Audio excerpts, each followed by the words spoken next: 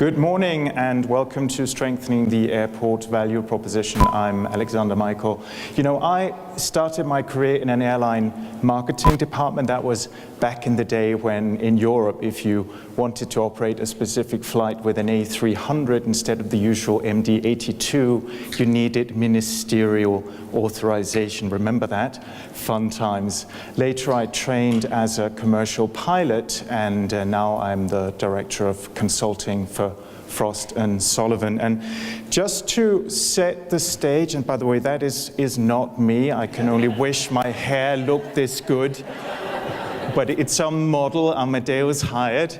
Now, if there's anything I have learned from all that, it is that there are very, very many value propositions or so-called value propositions out there that aren't actually proposing an awful lot of value. If you want a value proposition to be strong, you have to be very specific about benefits, specific benefits you offer to your customers and ultimately to your customers. That makes a value proposition strong. And to shed some light on that, Frost & Sullivan and Amadeus teamed up a couple of months ago to conduct a piece of research that would get us some insight into what those benefits would be. So we conducted 19 in-depth interviews with industry experts, with airlines, with airports.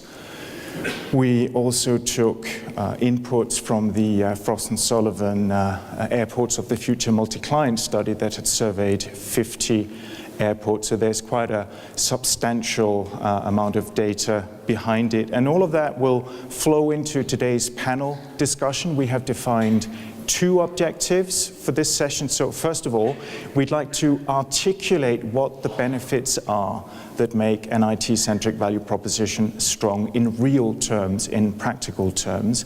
And then we'd like to articulate how airports, by integrating IT into their value propositions, will better be able to serve the ultimate customer of everyone, the passenger. Now, let me just share very quickly as an introduction the key findings of the study. Most of the insight is actually in the white paper which is on your table, and I do encourage you to read it.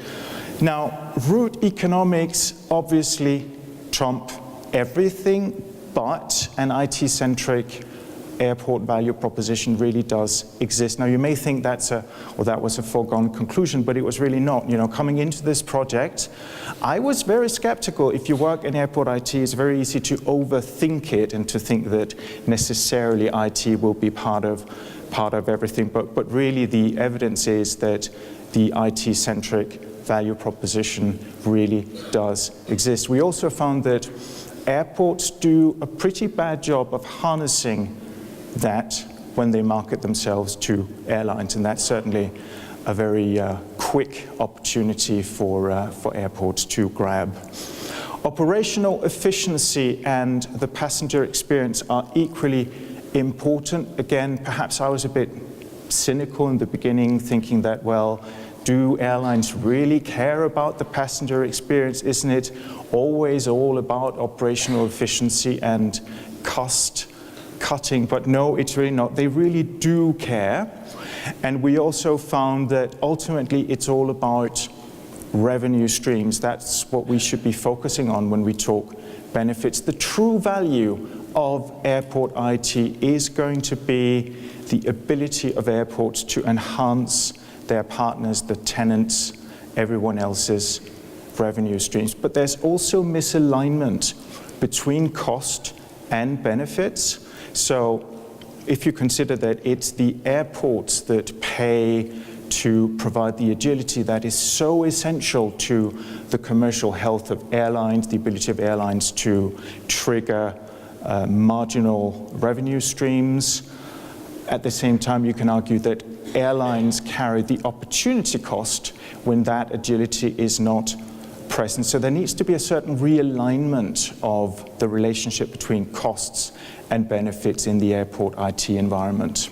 There were some surprises as well that I'd like to share with you, and one of them was that insight works both ways. Now, when I thought about it, it all made perfect sense, but I just hadn't thought about it before. So when we talk about data sharing and collaboration, we tend to focus on the airlines sharing data with the airports because airlines own the passenger and they have far more data available. But actually, there is a lot of insight that airports can provide to airlines, which would be very, very beneficial to them. And just to give you one little example, and there are many, on the basis of insight, an airline might all of a sudden expect to be compensated when it has stranded passengers somewhere because it holds those passengers in the airport shopping window,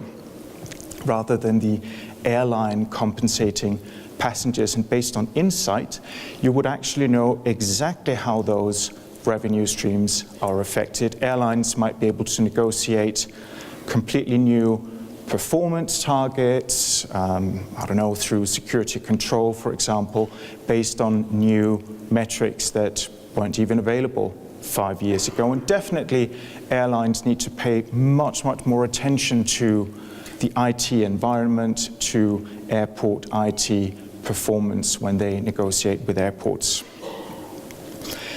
Managed capacity constraints increase competition for airlines. So airports will forever invest in managing capacity constraints, and IT investment has a lot to do with that.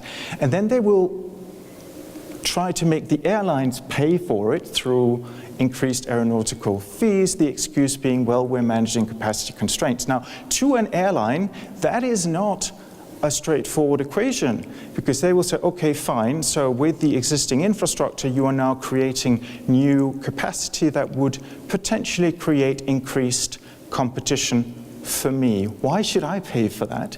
To an airline, it's absurd. And finally, individuals matter.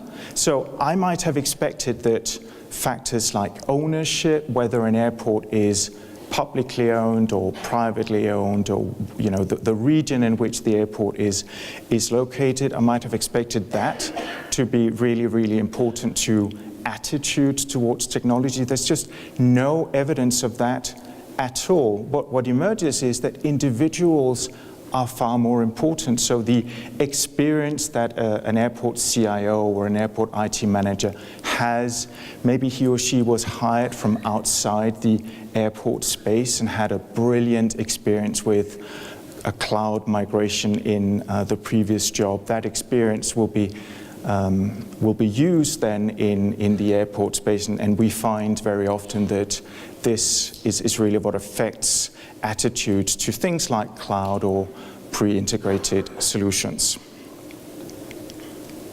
Right, I think it's time to meet the panel. So first, I'd like, in alphabetical order, to introduce you to Rowan Chalmers. Rowan Chalmers is the Executive General Manager, Operations, Airports, and In-Flight Services and Freight at Fiji Airways. And a fun fact about Rowan is that since he moved to Fiji, he's taken up diving, and he now actually enjoys spending time underwater far more than above water, which is interesting for an airline person. Before Fiji, Rowan was at Perth Airport, so he's been on both sides of the fence, where he would go on to, as he puts it, bet the farm on Amadeus. So that's an interesting thought. Our next panelist is Sam Ingalls, Assistant Director of Aviation Information Systems at McCarran International. A fun fact about Sam is that he once gate crashed a common use meeting at IATA in Geneva, where airports weren't supposed to be represented. And he says, they only allowed me to stay because they were embarrassed that I had come so far, but it actually turned out to be a great, great success to have an airport there. And finally, John Jarrell, Head of Airport IT for Amadeus. A fun fact about John is that last year he was not here. He was busy hiking the Appalachian Trail all the way northbound up to Maine. And how long did you take, John? 6 months. 6 months, so that's really, really impressive. So I'm going to get us started with a couple of questions. And we had a little bit of a discussion about whether I should sit or stand. And I asked what would Oprah do, and the consensus was that Oprah would sit. So I'm going to sit. And we will take questions from the audience in just a little while. So if there's a question that you'd like to ask, please make yourselves known. And we have some portable microphones in the room. So Rowan, I'd like to start with you, if I could, please. And it's all very well to talk about IT-centric value propositions. It may sound a bit theoretical, but what does it mean in real terms? Maybe you could share initiatives that Fiji Airways has been able to take thanks to sophisticated airport IT that have really benefited the product. Thanks, Alex. Yes, we have rolled out a couple of initiatives similar to the Oasis product. We have a resort check-in product. So. But unlike Oasis, who charge for that, in terms of that's their money-making model, we offer it as a complimentary service for our guests pre-flight. So there are a number of resorts in Fiji that we offer it at, and people can check in for their flight, check out of their room, check in for their flight, go back to the pool, make the most of what is arguably the worst day of their holiday, which is the day to go home. Everyone loves going on holiday, nobody wants it to end. So we try and make that whole process easier, a little bit like the clip in the video as well. So it's a very similar concept, and people love it. I mean, we have net promoter scores that are in the 90s, and for us it's a real differentiator in terms of people choosing to fly on Fiji Airways versus the competition when they're coming on holiday. And we also can use the cloud-based technology products like ACUS for a sort of pop-up check-in, so where we have conferences, golf tournaments, sporting events, large group movements. We can take the check-in process to that particular venue, so whether it's a hotel or a meeting center and so on and so forth. So that's a real game changer for us, because it also reduces a lot of pressure on the airport facilities locally, which is a win-win as well. And secondly, we are one of the early customers for BRS, for baggage reconciliation from Amadeus. We're an Amadeus airline, so we use CM and FM and all the reservations products from Amadeus. So using BRS for us was a logical extension of that relationship. And this is starting to change our whole baggage management philosophy. So currently we have disparate BRSs at different airports, depending what the airport has put in. But by having a network-wide solution, we can have a really joined-up view of where our bags are at any one time. We can make smart decisions about loading and optimizing the aircraft in terms of sortation on board, so that the hub is better supported with bags split in certain ways to expedite transfers. And we can really understand and manage our baggage performance in depth, because we can see things happening in real time. So for us, it's been a huge step forward. We're live now in 5 airports, and by the end of this year, we'll have most of the network cut over. And it's a very nimble, wireless, 4G, 3G type solution, and it gives us absolute, fantastic information in real time, where we can sit in Nandi and monitor the network. So those are a couple of great examples, I think. Brilliant. Sam, McCarran is the only major airport in the States which is 100% common use. How did that come about? And how would you articulate the tangible benefits of that to airlines and passengers? Well, great question. It's been a long journey, and let me just, before I jump to that, let me take this opportunity to welcome you on behalf of McCarran Airport to our fine city. I hope you all have a wonderful time here. You know, this really honestly feels like a little bit of a reunion of sorts. John and I have known each other for probably 22 years now, and at that time we really kind of architected an agreement that set the foundation for everything that we've done in the intervening couple of decades at McCarran. It was very successful. I'm not sure we quite knew what we would end up with, but that started actually that common use journey.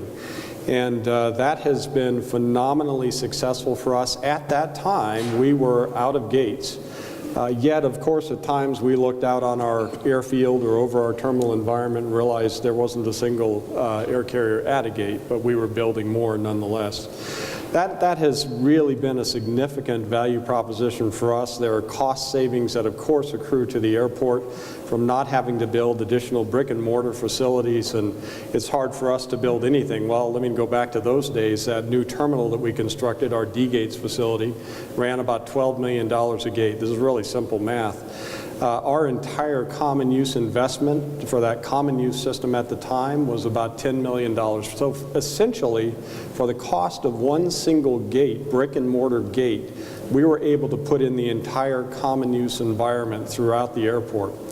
What our planners told me was that they felt like we were seeing about a 15% efficiency gate, which if you did the math against the number of gates we had was about a 14 gate increase. So think about that. For the cost of one gate, we essentially in effect put in 14 gates.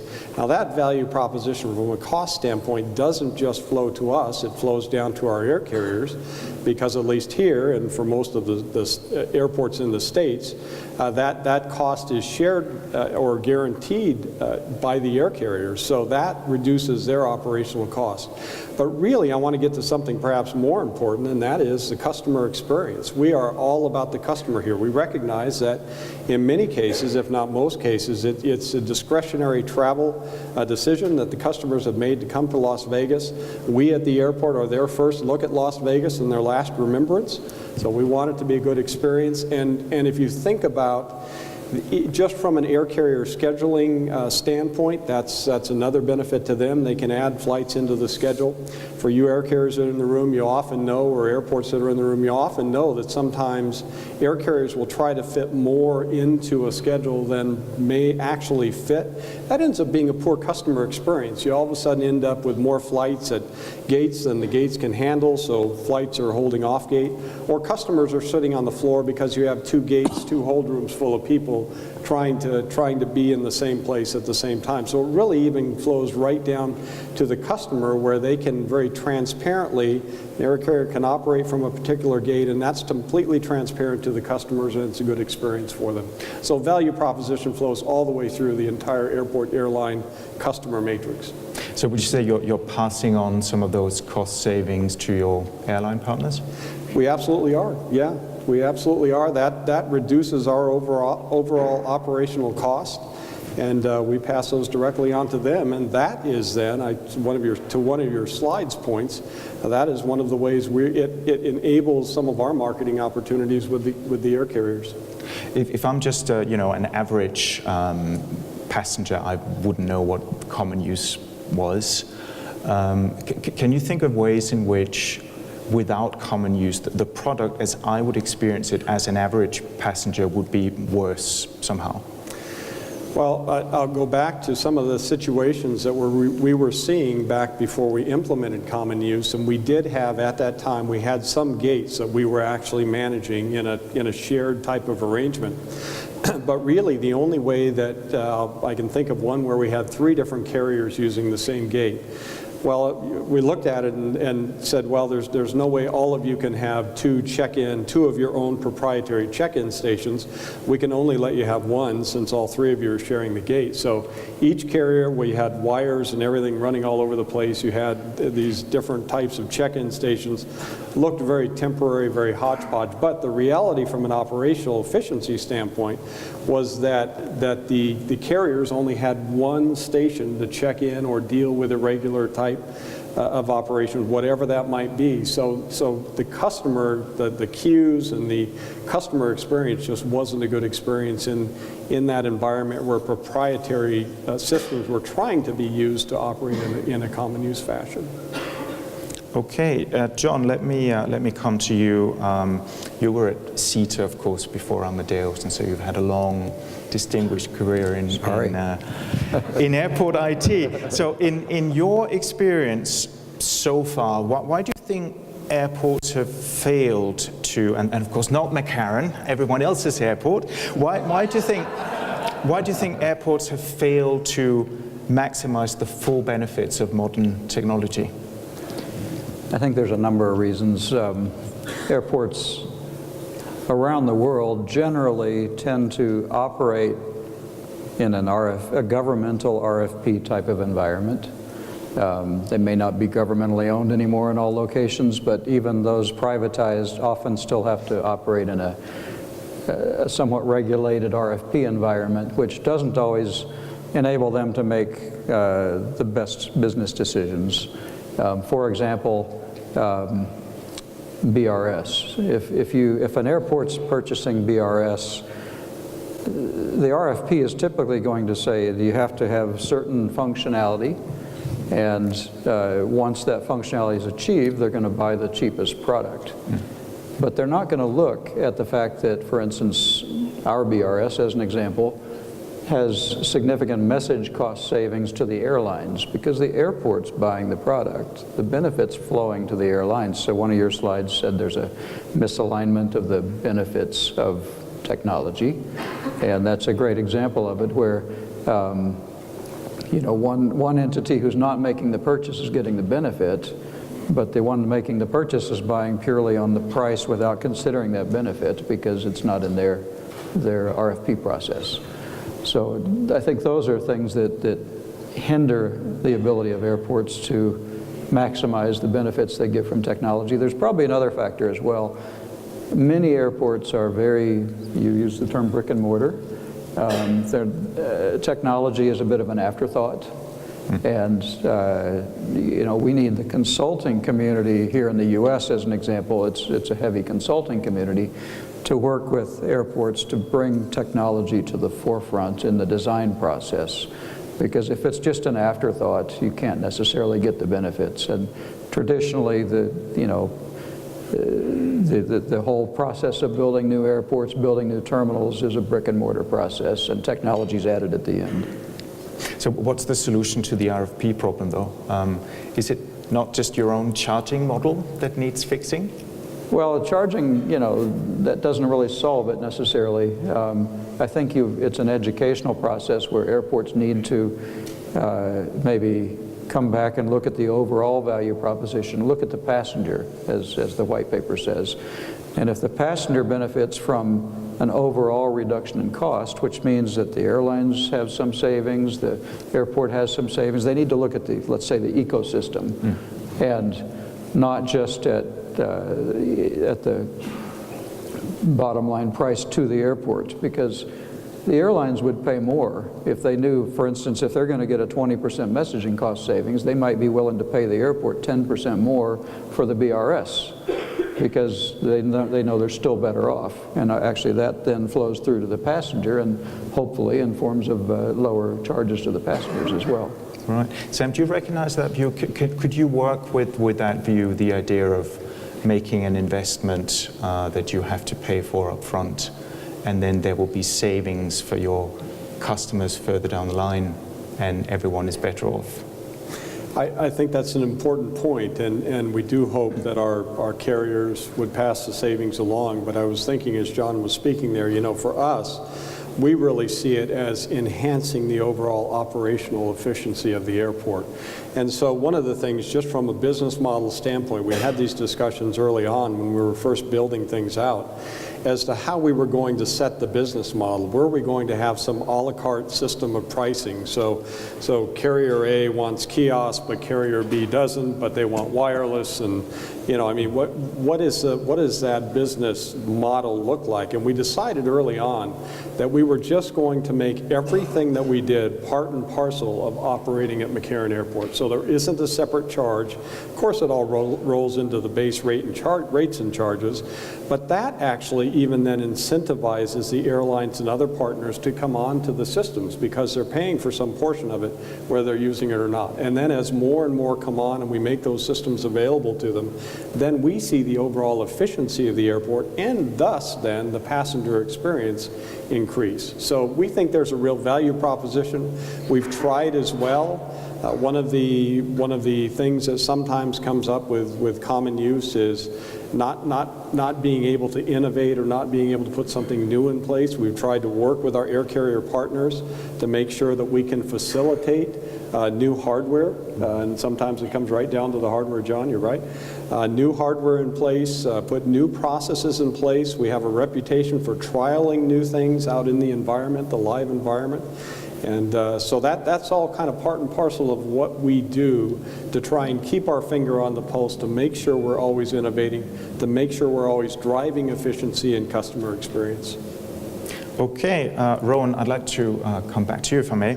I know that you're very keen on the predictive airport. You've told me that you think airlines would be queuing up to share data if it were used to make smart, tactical decisions, and that they would be used to have grown-up, emotion-free discussions. From an airline perspective, what does a predictive airport actually change? What is the improvement in practical terms?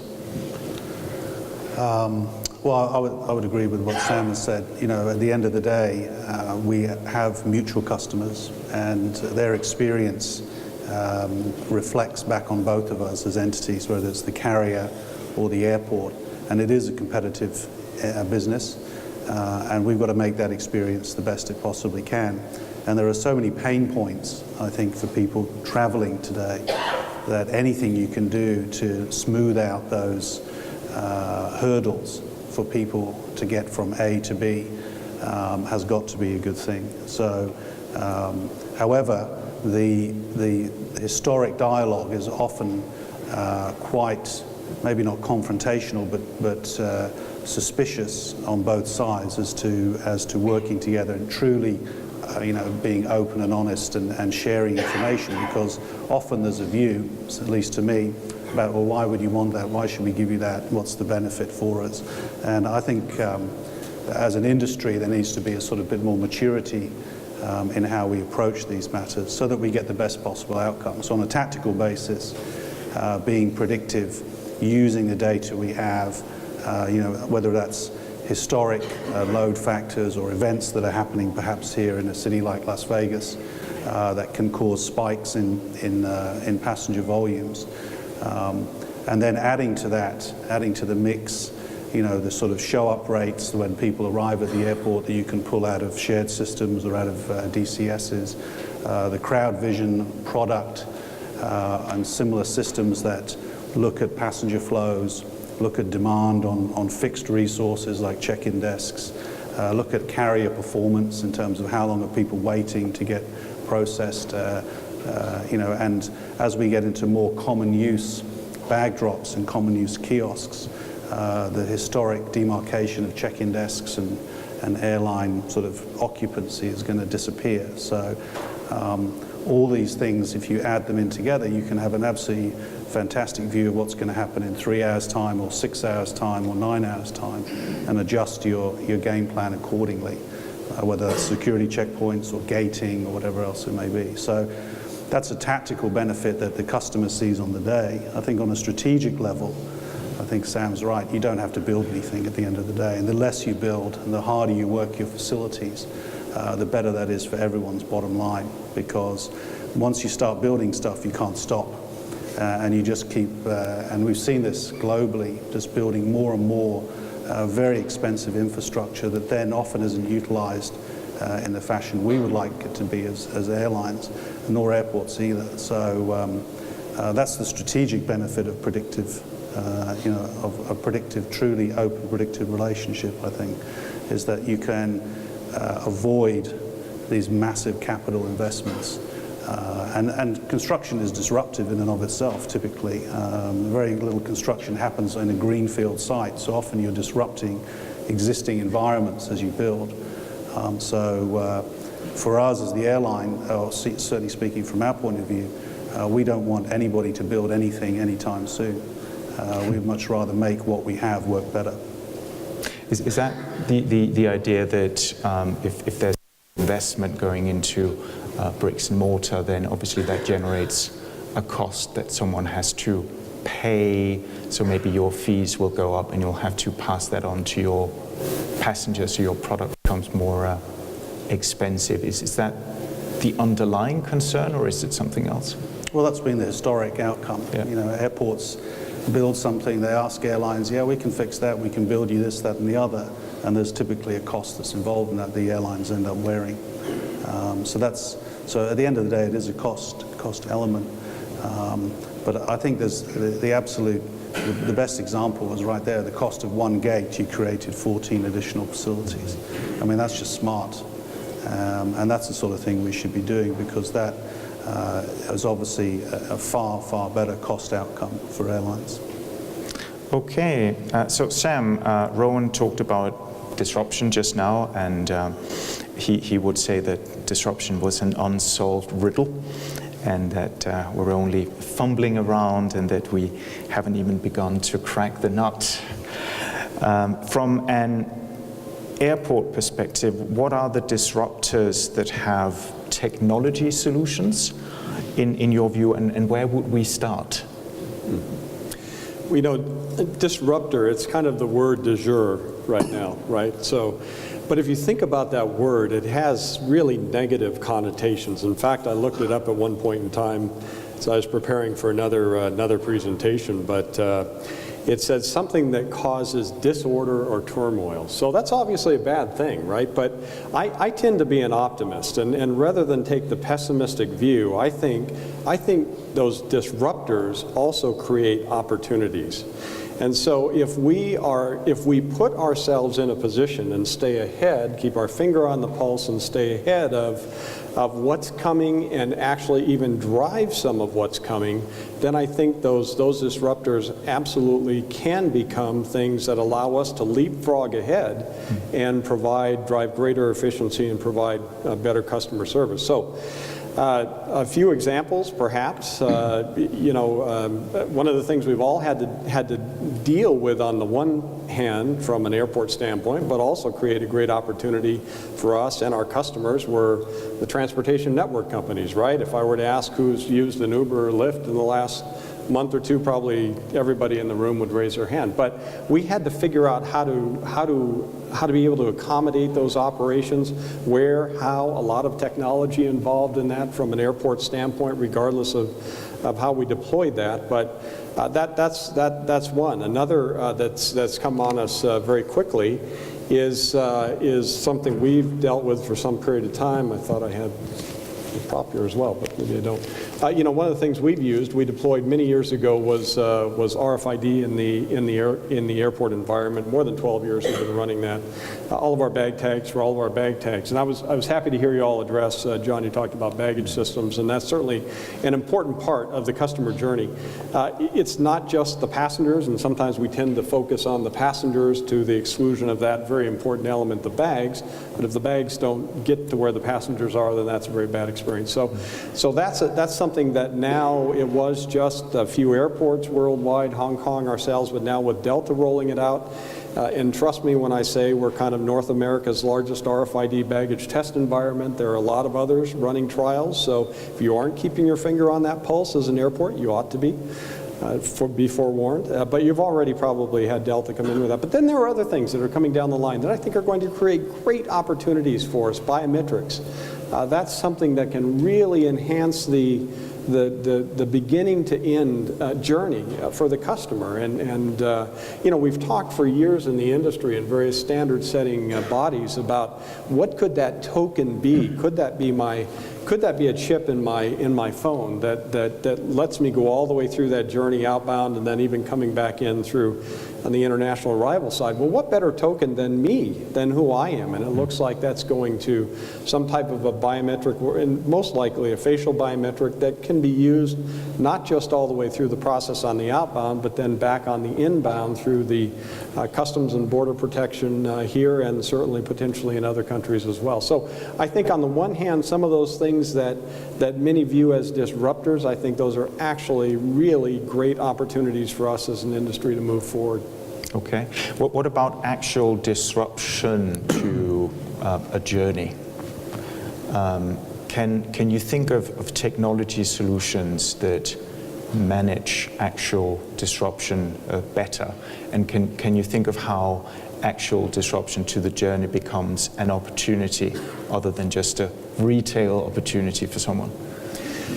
Well, we like the fact in disruptions that people play the slots at McCarran a lot more. They have a little more time there. But that aside, and maybe that's a part of a pleasant experience for them, I don't know. But certainly those do happen. And the interesting thing with airports is that something a long ways away can cause a challenge for us here. So snowstorms in the Northeast, and goodness knows we've had many of those this year, can cause us, it ripples through across the entire aviation environment and impacts us. We have customers that are out at the airport that aren't going to be able to take a flight. Now, one of the things I think that has really helped, it used to be that you had to queue up in a line of 300 behind one agent, trying to reaccommodate and rebook. Well, of course, now most all of the carriers have a way to handle that on your mobile device. You have kiosks to serve that function. And I think that's all part of what the industry has been able to do in setting many of the standards around that, is they've been able to channelize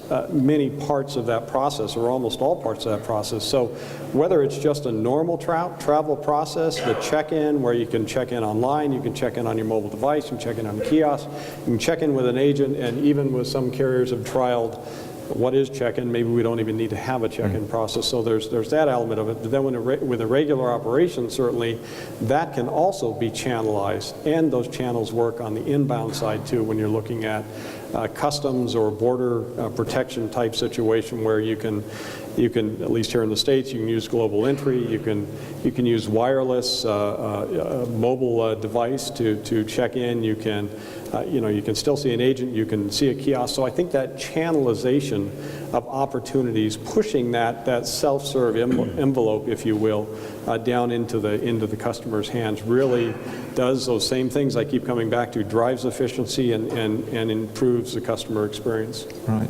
Rowan, is it your experience that passengers like serving themselves? I've looked into the utilities vertical, for example, and there are lots of case studies showing that utility customers who serve themselves are generally happier. Do you think that goes for airlines as well, that passengers just expect to have everything available to them as a given, and if it's not, they become upset? I think there's a large proportion of people who do. I don't think it's universal. I think there are some people, depending on demographic and frequency of travel, that we might be relatively experienced travelers. Not everybody is, and so we find that there's a blend that you need to have. But I think the ability to sort of fix things on the go, particularly when they're not quite going to plan, is a fantastic step forward. And in fact, a lot of these things are happening before you even realize that something's gone wrong, that you're being told you've been rebooked or you've been reaccommodated. So I think personally speaking, yes, the ability to sort myself out, and I'm sure I speak for many of us here as well, we like that, we appreciate that option. But technology can get you so far. We're still a customer service business, a hospitality business, in fact. And people still very often want or need, in many cases, a personal touch. But if it's underpinned with technology, then that makes the delivery of a recovery or a resolution much, much easier and speedy, right, for people. So I think there's a blend that you have to strike there. And that's the beautiful thing about this business, is that there isn't one size that fits all. Every customer journey is different. Every customer journey is individual, and therefore how we can use technology in balance with the human touch is how you can make the difference. Okay, John, let me come back to you.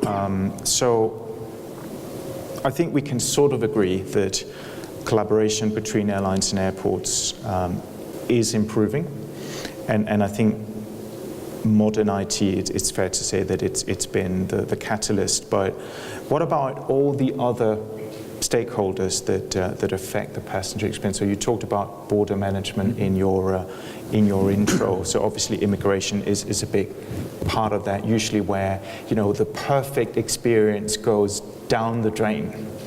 When you get your 1 hour passport queue, there's customs, security, even ATC, and it can be very, very difficult to engage with all of those, mostly government stakeholders, because they're not really incentivized to engage with you. But is there an IT-based solution to broadening the scope of collaboration, do you think?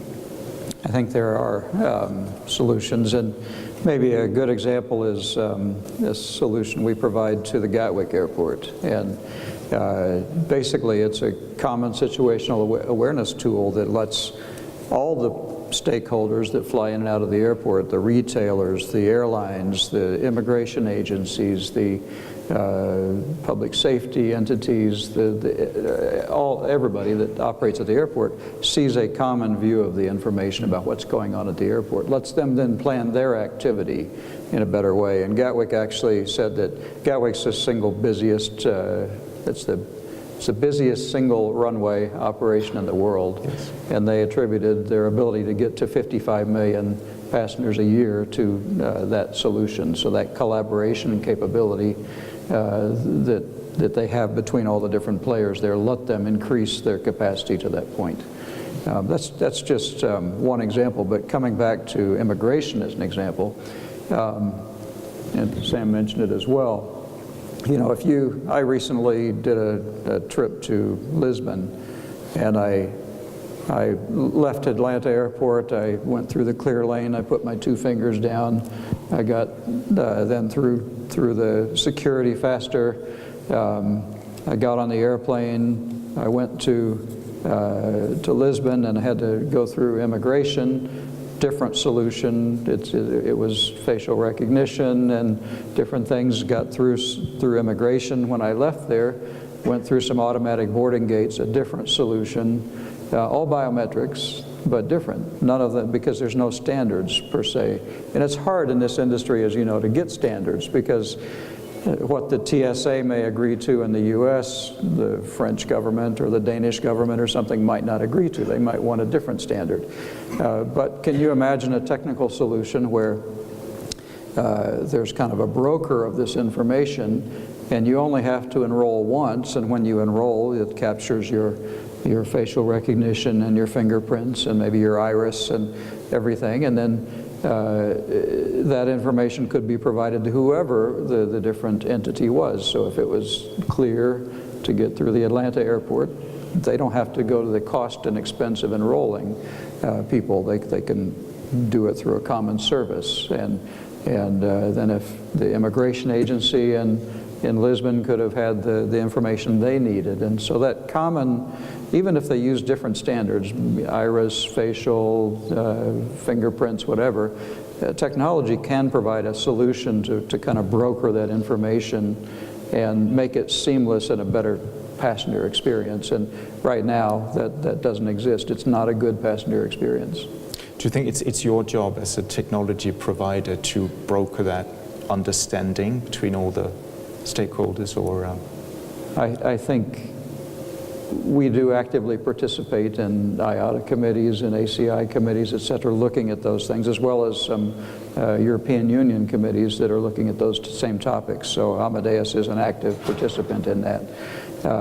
Is it our job to set the standard? No, but maybe to help them understand how it works globally, because one entity may not understand how it works in another country, and so a company like Amadeus can help them understand it, see the big picture, like an IATA can, of course. And then if we can bring solutions to the table to solve the problem, and so that's really where I see our role, is bringing answers to help through technology to help solve those kind of issues, make the passenger experience better. Looks like. And it's actually better for the companies, because, you know, when we talk to these companies, you know, they charge you a fee to enroll in Clear, they charge you a fee maybe for the TSA to enroll in Global Entry, those kind of things. But they're not really making money at that. That fee is covering their cost of enrollment, and they don't make a lot of money there. If they could have a common enrollment entity that through economy of scale could capture it all, it might be better economically for everybody in the whole ecosystem. Okay, let's see if we could take some questions from the audience, perhaps. Any questions for the panel? Please raise your hand and we'll get a microphone to you. Yeah, we got some microphones out there. Yeah, I can see a question from the gentleman down there. Thank you. Simon Wood, British Airways. Question, I think, is for Sam and probably one for Rowan after, if that's all right. RFID tags or RFID technology has been around for a very, very long time, but its take-up in airport environments has been incredibly sort of slow. What makes the implementation at McCarran successful, and what are the sort of benefits that you're seeing through RFID versus standard baggage tags? Yeah, so relative to RFID, that is probably one of the things that we've worked on that honestly has seen the slowest adoption in the industry. I think the work that IATA did many years ago, about 12, 13 years or so ago, to set the standard really was critical, because then it got everybody playing on the exact same frequency wavelength, literally. And so that was very important work. We as airports there were a few airports that adopted it. There were several trials, and then there was kind of a recession that hit as well. You just can't argue with the accuracy benefits of RFID. We're running 99.5, 99.6% read accuracy through our baggage handling system, which comprises about 14 miles or so of conveyor. So very, very accurate, and so there were some real business case drivers for us to put RFID in place for our use in accordance with the IATA standard, and of course then telling the air carriers, our air carrier partners, that at the point that you implement, then we will certainly do everything to port our communications for all of your baggage to you, and you can continue the journey on. So then of course on the front side of that tag is all of the barcode information for them to use in their downline sorts in their non-RFID environment. So we felt like it made real economic sense for us to do it. The other driver for us as airports is we were going to be, after the 9/11 issues, we were going to be in the position for the first time as an airport of owning that bag. We were going to be taking care, custody, and control of that customer's bag from the air carriers, turning it over to the TSA, but it was our system that had the care and control of that bag. But we wanted to be able to see very accurately exactly where that bag was and know where it was, when it came into the system, when it was returned, and once again, the accuracy benefits are just unequaled. And so I think jumping ahead and looking ahead, there have been several air carriers that have run different trials with an RFID chip that is embedded into a different type of device that attaches to the bag, at which point you get rid of the cost of it being implemented into the tag, integrated into the tag. The other thing that the industry ran was some trials with Samsonite where they actually integrated the chip into the luggage itself. That chip is minimal cost, chip and antenna is minimal cost, and it's a rewritable chip. You set it in the bag well, and it rewrites the journey onto that chip, and the bag, it writes the information in the database, and the bag goes on its way. So I think at that point that there really is, as the adoption spins up, I think then the benefits, the economic benefits really start to accrue to the entire aviation environment, and then you enhance the customer experience as well, because their baggage is getting there when they do. Thank you. Thank you. Any other questions? Yeah, just a quick one for Rowan, if I can. Couple more, Do you have sorry. any vacancies in Fiji? Yeah, just see me later, that's fine. I'll just pick up on the RFID point. Interesting. In a previous life, I worked for Qantas, and we rolled out the whole kiosk and automated bag drop. I think probably was the first airline that really put automated bag drops out there. And a cornerstone of that was a transition from the paper tag to a permanent bag tag, which is embedded in the frequent flyer sort of disc or card and attaches to the bag, and an RFID chip card for you to check in just by tapping and going, basically. At a whole sort of journey options through the airport. And historically, RFID was really hard from a cost point of view for airlines to make that case. Now, one lost bag is one lost bag too many. So the maths I'm not sure I agree with the maths, but it was a financial decision not really to push RFID. I think that the cost element has shifted as technology has evolved, and chip costs are now not what they used to be. I do think we'll see more permanent bag tag type stuff. Whilst Qantas had some success with it, it didn't really tick all the boxes because it was a proprietary product that was fine in the airports domestically we flew to, that we could modify bag systems, or in some cases we owned our own bag systems, and put the RFID technology in. When it got to bigger international airports, it became a nightmare.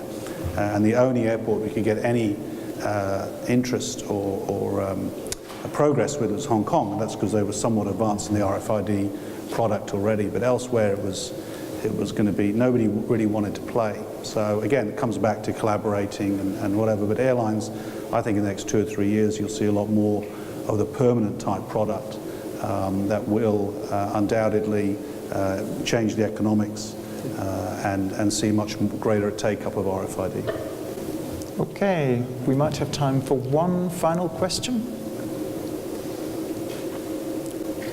Okay, I think we're good. We're going to get ready for that next session. Everybody, please stay put. I want to thank Alex for authoring the report and for being the moderator of this great session. I want to thank John and Sam and Rowan for participating. Great session, great discussion.